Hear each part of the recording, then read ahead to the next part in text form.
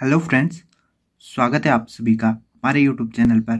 और आज की इस वीडियो में हम बात करेंगे विज्ञान पाठ्य योजना के बारे में। और आज का टॉपिक है सूचक या इंडिकेटर। तो सबसे पहले आपको लिखना है दिनांक, कक्षा, वर्ग, वादन, समय, विषय और प्रकरण। इसके बाद आता है विद्यालय का नाम। अगला बिंदु है सामान्य उद्देश्य। पहला है छात्र छात्राओं की मानसिक तथा तार्किक शक्तियों का विकास करना। दूसरा है छात्र छात्राओं में वैज्ञानिक दृष्टिकोण का विकास करना।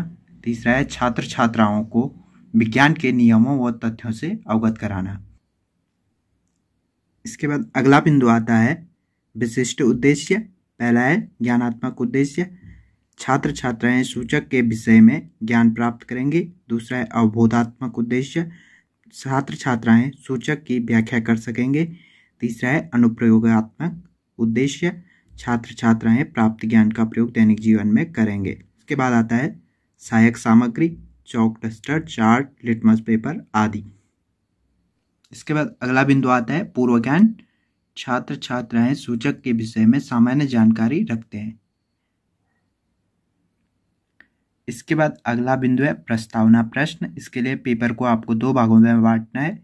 एक तरफ लिखना है छात्र अध्यापक क्रिया, दूसरी तरफ छात्र प्रतिक्रिया। तो पहला प्रश्न है इमली का स्वाद कैसा होता है।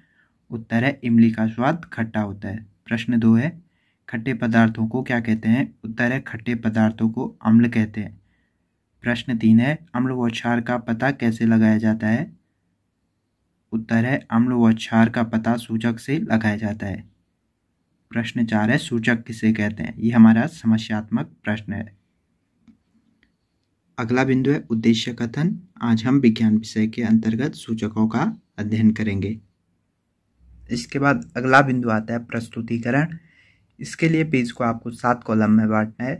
सबसे पहले कॉलम में लिखना है क्रम संख्या, दूसरे में शिक्षण बिंदु, तीसरे में अपेक्षित व्यवहार परिवर्तन, चौथे में शिक्षण अधिगम परिस्थितियाँ।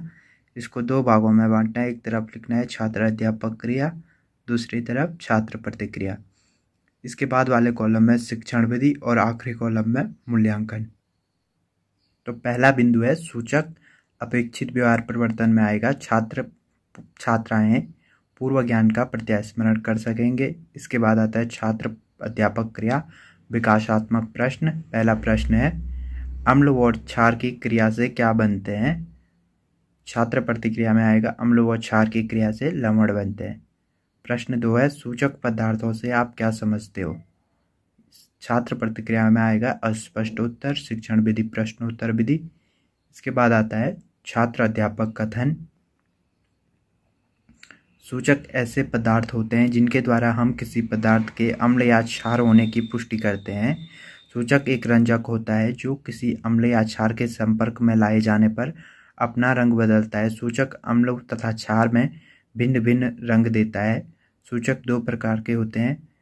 प्राकृतिक सूचक, ये पौधों में पाए जाते हैं जैसे लिटमस, हल्दी, हाइड्रेंजिया के फूल आदि। दूसरा होता है कृत्रिम सूचक, ये रासायनिक पदार्थ होते हैं जैसे मैथिल ऑरेंज, फिनोल्फथलीन आदि।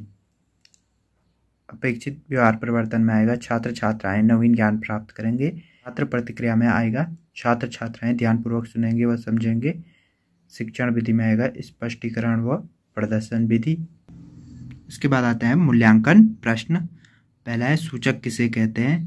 प्रश्न 2 है सूचक के प्रकार उदाहरण सहित समझाइए।